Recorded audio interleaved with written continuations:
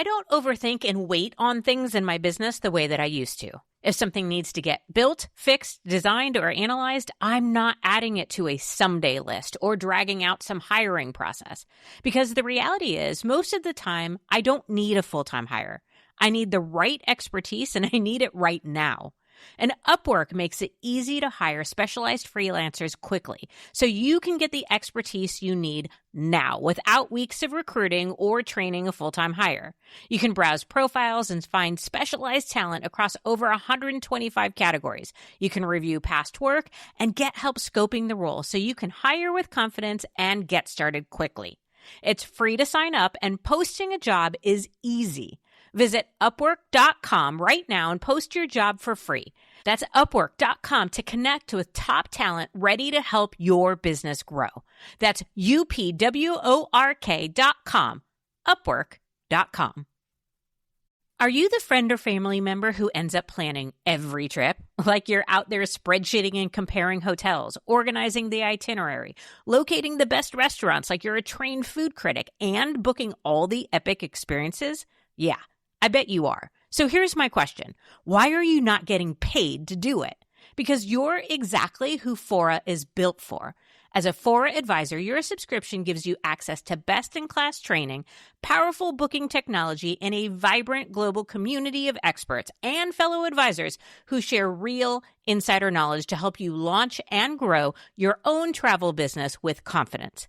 With access to more than 7,000 preferred travel partners, from iconic brands to boutique hotels, you can unlock VIP perks like upgrades, resort credits, and late checkout, giving you and your clients the kind of elevated travel experiences that regular travelers simply don't get. So why not turn your passion for travel and epic planning skills into a fulfilling business with Fora? Become a Fora advisor today at foratravel.com/woman. That's FORA travel.com/woman. And make sure to tell them that I sent you. foratravel.com/woman. Quick pause. We expanded to YouTube because we keep hearing, I needed this 20 years ago. And the next generation shouldn't have to wait. So tell the young women in your world who are scrolling and watching to subscribe to This Is Woman's Work on YouTube.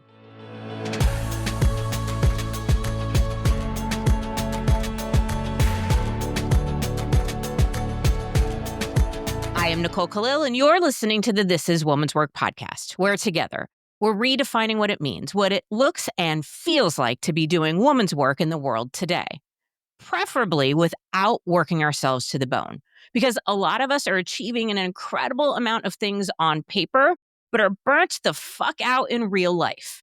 And many of us think it's because we lack motivation. And listen, I get it. Motivation and I have a very complicated relationship. On my side, it's giving stalker X energy.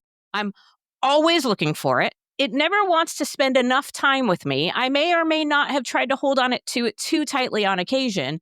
And when it disappears, I'm left wondering where it went, who it's with, and whether or not I should have put a tracker on that fickle son of a bitch.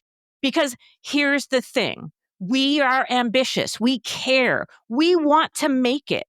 We want to be and feel successful. The problem? We live in a world where we are never done.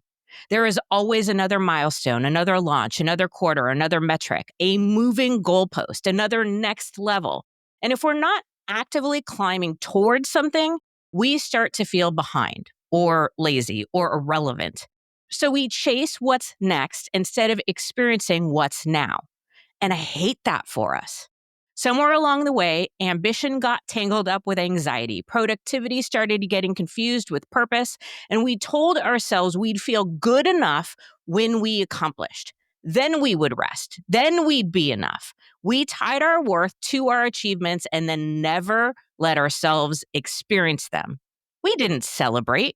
No, we refused to sit with any achievement for longer than 3 seconds before we were on to the next one. And we're standing here wondering why motivation feels so hard to access. Meanwhile, I have to imagine motivation is looking at us saying, I show up, I help you build, and it's never enough for you. So maybe the problem isn't that we lack motivation. Maybe we've misunderstood it. And that's exactly what today's guest is here to help us untangle. Jess Ekstrom is the founder of Headbands of Hope and Mic Drop Workshop, an investor in women, two-time best-selling author, Forbes top-rated speaker, and a mom. Her newest book, Making It Without Losing It, How to Stay Motivated in a World Where We Are Never Done, challenges hustle culture and introduces the arrived mindset, the radical idea that you are already enough right now. Through her work, she's helped millions of women and girls while building businesses that prove ambition and inner peace can coexist. Jess, welcome to the show. Clearly, I have a deep and complicated relationship with motivation, so I'd like to start there. Your subtitle is How to Stay Motivated in a World Where We Are Never Done. So, yeah, how do we actually do that? Can I first just say, I wish I knew you when, because I'm like, that you should have written the forward for my book. Everything you were saying, I was like, damn, I should have put that in there. That was a really good line. And so I am so just thrilled to be here as someone who is a fellow, maybe an anxious achiever who is always like kind of going after what's next, but the progress bar just keeps extending.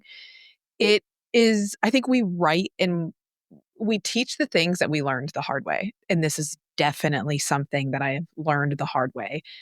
I kind of felt like ever since I'll just jump right into it. My family, we had a pretty traumatic event happen when I was in high school.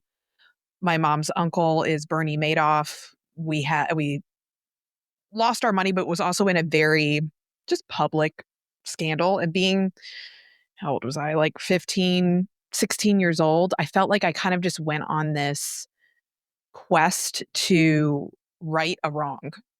I just wanted to be something so big and wonderful that it covered up this pretty intense shit that happened with my family.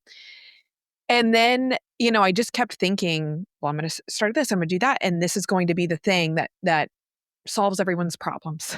That makes me feel like I have made it. And it's like you keep dumping buckets of water into a barrel that you realize has like a leaky bottom. And then it's just this hamster wheel that you can't get off of. So it's something that I've struggled with deeply. And through writing, Making It Without Losing It, there are certain things that I have found that can be very helpful in feeling like we don't have to choose between ambition towards the future and fulfillment in the present. And one of those things is just recognizing that the finish lines, the confetti cannons, the gold stars don't really exist. They're not here. And I think school and how we kind of grew up makes that hard because we had clear finish lines. We had, you're in first grade, now you're in second grade. You've graduated, you got an A. And so it made us feel like, oh, we'll know. We'll know if we're doing a good job. We'll know if we're ready for what's next. We'll know when we're good enough because we were used to getting those metrics and those really clear lines of progress. And then when you're an adult, you're like, hold on. Where's my summer? Is this like exactly. So this is as much of a self-exploration book as it is for the reader as it is for me. Yeah. So, okay, lots of interesting things in what you said. First, the barrel with a leaky bottom. That's exactly how it feels. It doesn't matter how much gets filled. It's never enough because it's always leaking Yeah. out the side. I think that's a really great visual. It really jives with the way I've felt. I'm curious. It's interesting. I wonder how many of us do this because I have a not same story, but similar in that I think I tried to prove myself and maybe still do in relationship to where I came from or my dad's family has a very difficult and I always wanted to separate myself and prove Yep. myself. I'm curious. I mean, obviously you didn't do it. You're 15 years old. You have no responsibility whatsoever, and it still fueled you. Helpful, hurtful combination? What do you think about attaching yourself to somebody else's misdeeds and using that as fuel for yourself? It was a really intense revelation that that's where my ambition was coming from. And something I talk about in Making It Without Losing It is called like your success fingerprint. And it's really helping you uncover how you're defining your success in this season of your life, and gets into these childhood questions of like, when did you first learn what success was? Was it when you watched your parents move into a dream house? Was it a teacher who told you what you could or couldn't be? And all of a sudden, you kind of start to realize that you've been maybe painting a picture of success that is either outdated or not your own. But it's hard to discover that. And so discovering that like this ambition of mine was coming from a place of anxiety, feeling behind. It wasn't necessarily I didn't like what I was doing. It was I didn't like why I was doing it. So I like to differentiate, and you guys, anyone listening can do this right now. I call it the purpose test. And when you take the thing that you're so desperately want that you're chasing, maybe it's a 1% top rated podcast, maybe it's a title at work or a project that you want to be on. Imagine that thing that you're chasing that you got it.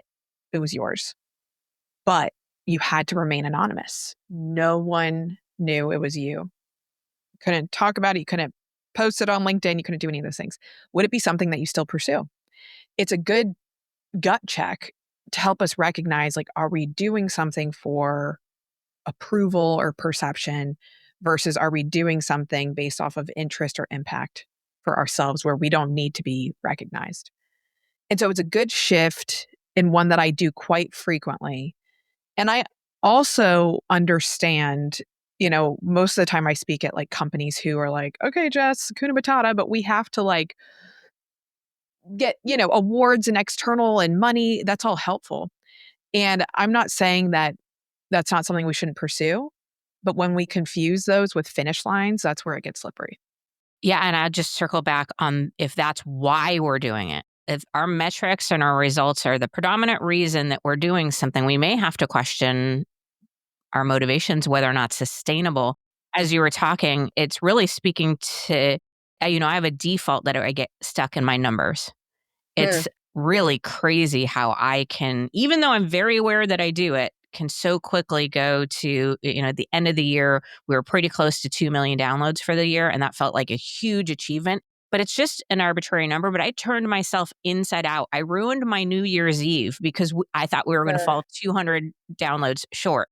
I was focused on the 200, not the 1,999,800, whatever. And in full transparency, I don't know how I would answer that question if I did it and had to remain anonymous. That's a good one to sit with. And it's really, I mean, you bring up such a good point where, our brain is wired to focus on the negative because survival, it kept us safe. Like when we focused on threats or we focused on things that didn't go well. But now it's like, man, that's super shitty that you had so many downloads. That is amazing. And you're like, oh, we didn't meet, this 200 short.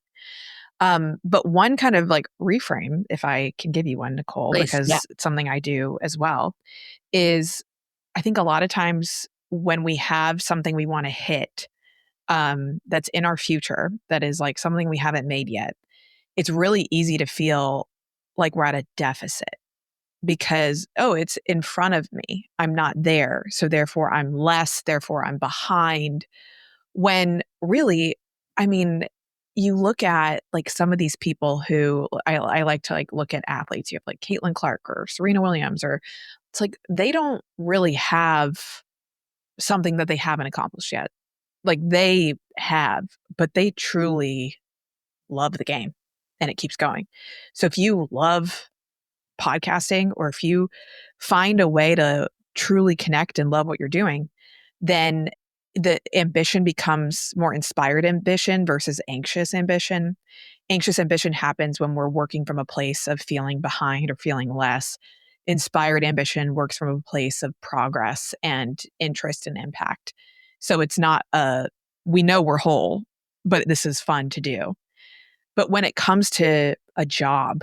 Sometimes when you're at work, it's funny. I was giving this talk at Kraft Heinz, and this woman was like, "This is great," but sometimes I'm like, "This is just ketchup." Like, how do I love ketchup? Like, I'm not saving the world. I was like, this is such a good point. Did you ever read the book Marie Kondo, Spark Joy? Where it I was like didn't read it, decluttering. but of course I've Okay. heard, yeah. But it was like a whole 2020 phenomenon when we're all stuck inside. So, in that book, she talks about like taking your items, like I'm holding my water bottle. Does it spark joy? And if it doesn't, then you get rid of it. But with the asterisks of there are some things in our life, like a hammer or stapler, where it's not sexy, it's not exciting, but you need it. They don't necessarily spark joy. And so she talks about taking the hammer or taking the stapler and thinking about like, what does this help me do? Like the stapler itself isn't exciting, but oh my gosh, this is how I stapled the papers that sent to my lawyer to where I sold my first company. Or this hammer helped me put together my daughter's dollhouse. That was really exciting.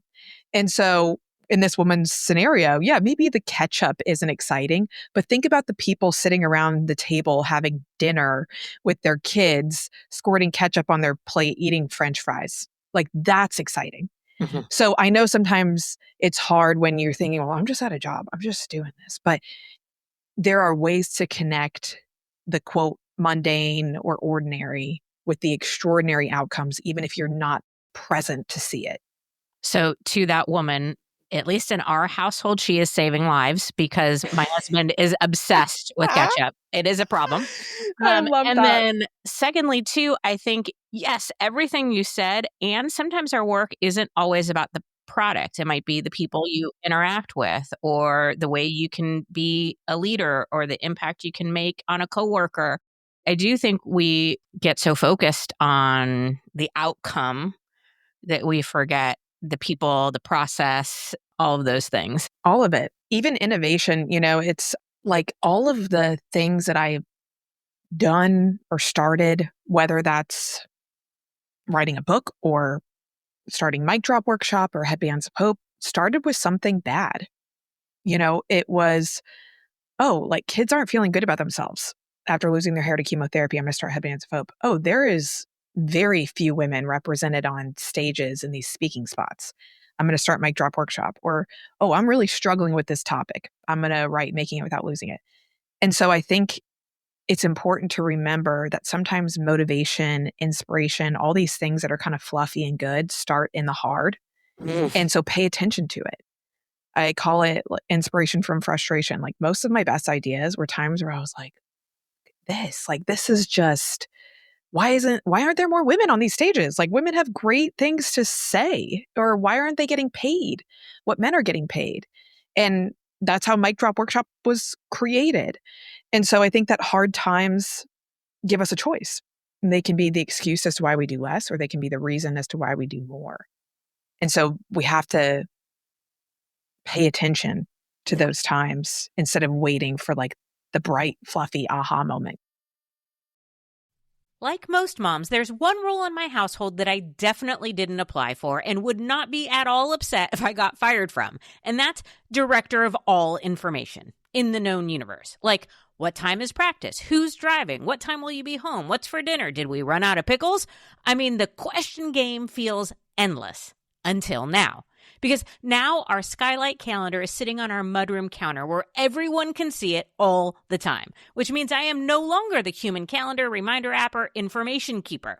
It syncs with Google, Apple, Outlook, all of it, and puts everything, the answers to so many questions in one place so everyone knows what's going on without having to ask me. And for that reason alone, I am obsessed. Because all families are better when they're working together. And right now, Skylight is offering our listeners $30 off their 15-inch calendars by going to myskylight.com/womanswork. Go to myskylight.com/womanswork for $30 off your 15-inch calendar. That's myskylight.com/womanswork. This episode is brought to you by Nordstrom. Spring calls for a wardrobe refresh, and Nordstrom has the best styles of the season. From dresses and denim to standout tops and accessories, find the trends and essentials that feel right for you. Discover new arrivals from brands you love like Wave, Princess Polly, Mango, Adidas, and Free People. Plus, free shipping and returns and free styling appointments make everything so easy. Shop in stores at Nordstrom.com or download the Nordstrom app. You said this place was steps from the water. We just haven't found the steps yet. How much did we save? Enough. Enough to get lost? Or you could book a stay with Hilton. Welcome to your oceanfront room, just steps from the water. The Hilton sale is on now. Book on Hilton.com or the Hilton app and save up to 20% to get the stay you expected. When you want savings, not surprises, it matters where you stay. Hilton, for the stay. I feel like sometimes we believe that success means we feel happy, content, secure all of the time.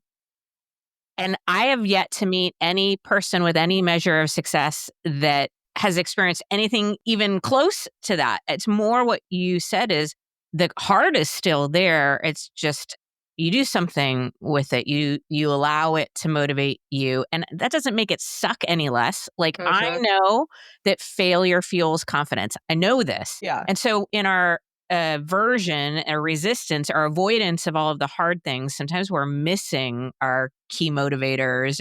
Okay, so if we don't have the most healthy relationship, or I'll just say if I don't have the most healthy relationship with motivation and success, talk to us about how we build a healthier relationship. What does that mean? What does that look like? So first, recognizing that success is an individualized feeling. Success is not what it looks like to others. It's what it feels like to you. And so I think noticing the times where you feel successful, that might not be a certain bank account number or a certain outcome. It could be when you were like working with a team and it was really fun. Or it could be when you were just in a coffee shop planning all the episodes for your podcast. It could be when you created enough flexibility to be able to pick up your kids from school. And so success is just an individualized approach, but it's really hard to know that when we're constantly surrounded by these tiny squares of the internet telling us, well, success looks like a free trip from Tarte Cosmetics to like Maui or whatever. And you're like, oh, should I be like on a free trip to Maui? And so recognizing like what does success look like, feel like to you, which again, the book can help you with that. But we also have, it's called a success fingerprint coach. And it's a custom like AI coach that can walk you through it and put together a snapshot at the end. So you get that when you get the book. But I think also realizing that it is a constant effort that is revisited seasonally. And so you can't just be like, well, this is what my success is. 2 years ago, I was looking back in some old journals or something I was doing, and it was like, I'm going to have a Netflix show that, does this. And I'm like, I could not think of anything less that I want today than a camera crew in my home. But I was gung ho about that 2 years ago. And I'm like, absolutely not. So I also refer to this artist method called pointillism. I'm not crafty at all, so bear with me. But pointillism is this painting technique where they put a bunch of dots on a canvas. And when you're up close, like you're like, why are there just a bunch of dots on this canvas? But as you zoom out, you realize that the dots actually make a painting. And so I like to think of my life and my success as all these individual dots on the canvas. I'm not living and dying by one accomplishment or one failure. It's all the collective. And so every once in a while, we have a moment, maybe that moment is right now, where you can just look at all the dots on your canvas and ask yourself, do I like the picture that's painting? Like, it's not about the dot that happened 3 days ago or like, getting laid off from your job or even a positive, like getting a bestseller or something like that. It's what it's all painting at the end of your life. Do you like where that painting is heading? And so I think it's just like taking time to be like, okay, what is that looking like right now on my canvas? I'm asking myself that a lot now, becoming a mom. I have a 1-year-old and a 3-year-old, and like my canvas is looking a lot different than it was 4 years ago. I'll tell you that, Nicole. Yeah, Yeah. no doubt. Yeah. Okay, I want to circle back on that. But before I do, I love this concept of zooming out and that each dot, I think sometimes we think each dot matters so Mm. much more than it does. So much weight and it doesn't. Yeah. Yeah. So my question is around how important, or is it important to celebrate and acknowledge when we zoom out? I think so often we're focused on the next dot that, Hmm. yes, we zoom out. Okay, first of all, none of us are doing that. We're not zooming out. We're not I looking know. at the bigger picture. So step one for sure. And I get to do that myself too. But when we do it, how important is it to acknowledge, to celebrate, to notice what's beautiful? Mm. And if it Yeah. is important, any tips on how to do that?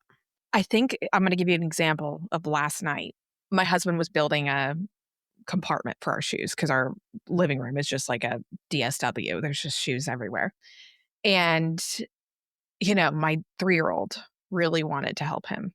And of course, having a 3-year-old with heavy tools and a task that could have taken an hour is now like 3 hours because she's like, let me help you screw this in.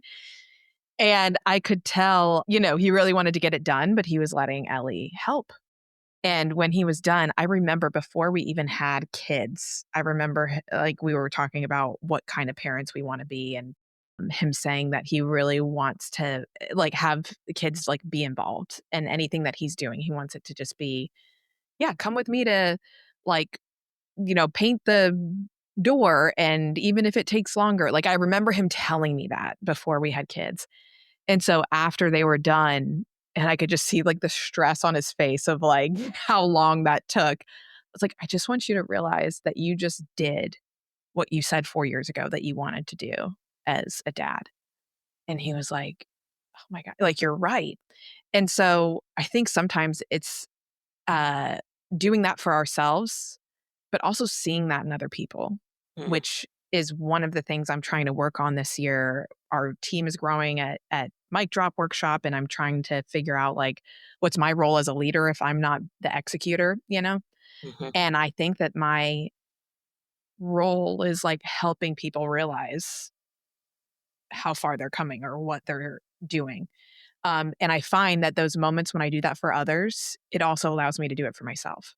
You kind of turn that part of your brain on. So I almost wonder if it's helpful for anyone listening. It's like recognize someone else in their canvas and how far they're coming, and then see if that also gives you permission to do that for you. Yeah, I love it. It's like building the habit in a little bit of Hmm. an easier way. I think we are better at seeing and acknowledging the accomplishments and the people we love. But if we're building the habit, I don't know why this triggered the thought. I often do when I'm making a hard decision or things feel murky or scary. I often ask myself, what would I tell JJ, my daughter, if she was in this situation? Or what would I want JJ to do? And it helps me think of what is the boldest, best, most courageous thing because that's what I would want for her. And I wonder if even the flip side of like, what would I say to JJ in this moment when she creates success in this way or puts that dot on the picture? I often think about it when I'm in a tough situation, but I wonder if I thought about it in the positive, like if she achieved this or if she got to this moment or if she was experiencing this thing, what would I want for her? And then do that myself. Okay. We hear a lot about success and sacrifice as if they're coexisting, one's Yep. necessary for the other. And I wouldn't go so far as to argue that sacrifice isn't part of achievement or success, but Hmm. your title is making it without losing it. So making it without having to sacrifice everything. And then you mentioned, being a mom. I think for a lot of us, we often feel the trade-off is either personal success at the sacrifice of professional or vice versa. So long-winded way of asking, how do we make it without losing it? Great question. Do you have 3 hours? No, I'm just joking. But I know this is a shorter podcast, but I think it's one, understanding that we don't always have to trade productivity for peace. I did something like when we were trying to think of like, how do we say who this book is for? And my team, we came up with these like things that we know that I do, that go-getters do, or it's like if you've ever raced against the microwave to like complete a task, or if you've ever tried to carry all your grocery bags at once just to like prove that you can.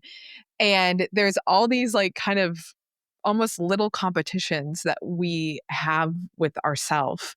And so I think that I always had this concern of, if I'm not anxious, does that mean my ambition goes away? If I'm happy with myself, does that mean that I'm not reaching towards the future? And I went on this retreat one time. There's a lot of answers to this, but I'll give you this one that I think was interesting. And there was like this facility. It was a silent meditation retreat, which I've learned I am not a silent person, but it was really helpful. Yeah. And the other kicker to it was I didn't read the fine print, and I got there and the theme was death and dying, which I talked about in the book because it was like one of the first times I ever thought about death, in a weird way that we really avoid it in like our culture. But anyways, so I asked this question to this, his name was David Shirkinoff, and he said, do you ever see an acorn and think, well, that's not an oak tree?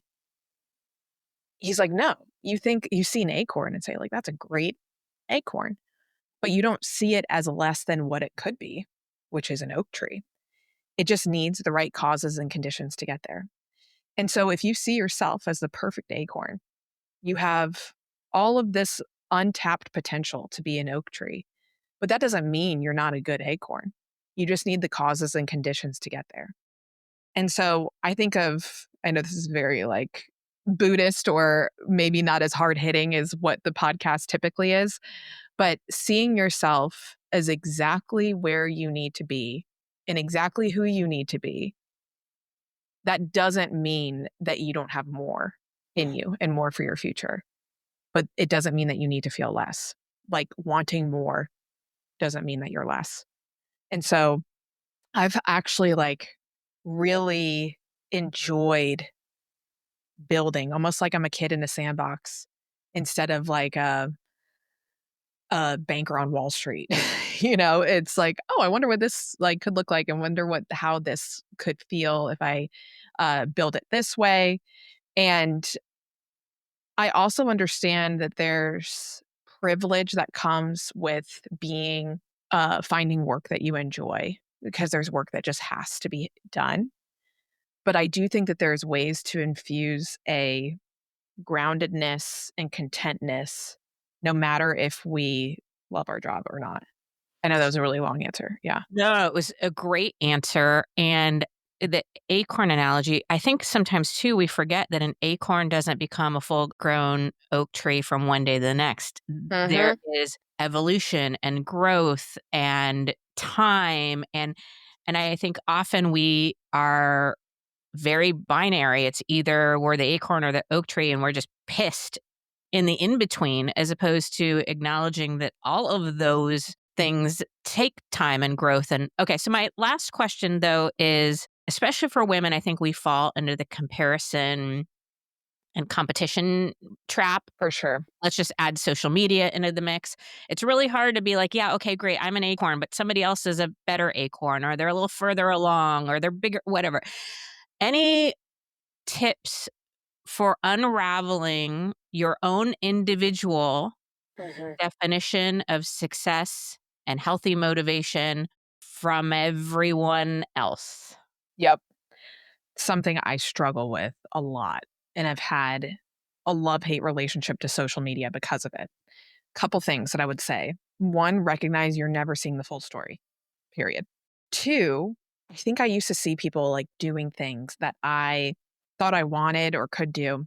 And I would almost resent them for it. Or I'm like, well, I want to have that speaking gig, or I want to have a best-selling book. And instead of being happy for them, I was resentful and felt less, maybe unfollowed them or something, super immature.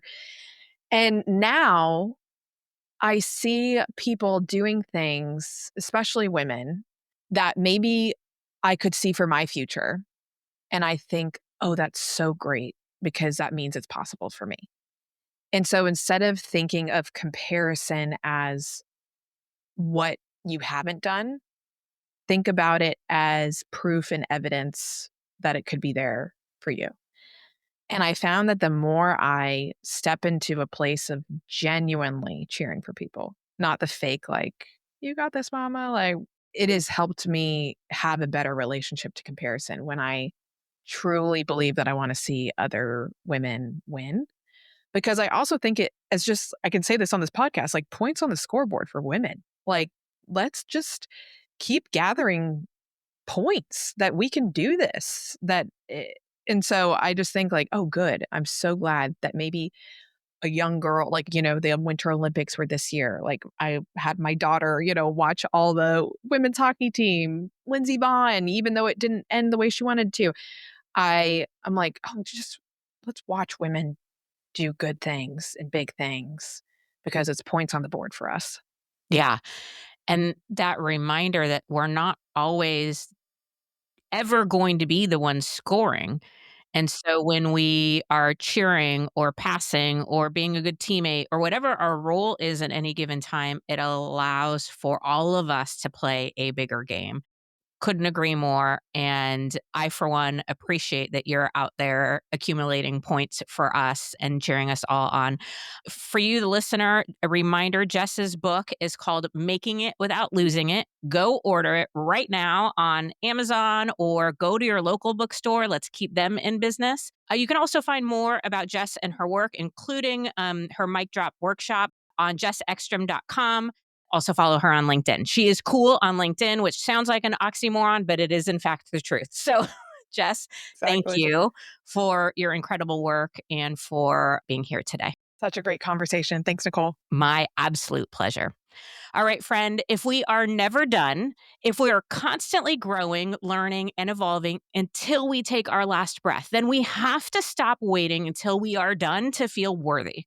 We don't get to keep tying our value to the next milestone and then acting surprised when peace never shows up. We don't get to demand motivation while refusing to acknowledge everything it's already helped us build. Maybe making it has nothing to do with reaching for some imaginary finish line.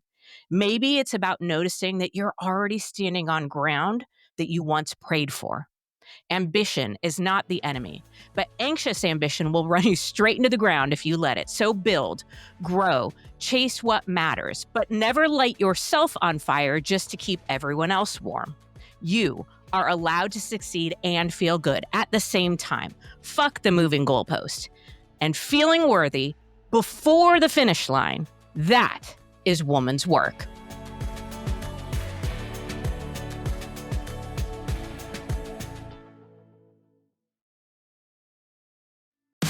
Hey, Mama. Thanks for making all my favorite recipes. Hi, Ma. Thanks for your unfiltered advice. Hi, Mom. Thanks for always being by the phone. Hey, Mom. Happy Mother's Day. When you ship UPS Air at the UPS Store, your items arrive on time or your money back. Guaranteed at no extra cost. Exclusively at the UPS Store U.S. retail locations. Visit theupsstore.com/airshipping for full details. Terms and conditions apply. Send your Mother's Day gifts at the UPS Store and we'll get your gratitude there on time. The right window treatments change everything. Your sleep, your privacy, the way every room looks and feels. At Blinds.com, we've spent 30 years making it surprisingly simple to get exactly what your home needs. We've covered over 25 million windows and have 50,000 five-star reviews to prove we deliver. Whether you DIY it or want a pro to handle everything from measure to install, we have you covered. Real design professionals, free samples, zero pressure. Right now, get up to 50% off with minimum purchase, plus get a free professional measure at Blinds.com. Rules and restrictions apply. Ryan Reynolds here from Mint Mobile with a message for everyone paying big wireless way too much. Please, for the love of everything good in this world, stop. With Mint, you can get premium wireless for just $15 a month. Of course, if you enjoy overpaying, no judgments, but that's weird. Okay, one judgment. Anyway, give it a try at mintmobile.com/switch. Upfront payment of $45 for 3-month plan, equivalent to $15 per month required. Intro rate first 3 months only, then full price plan options available. Taxes and fees extra. See full terms at mintmobile.com.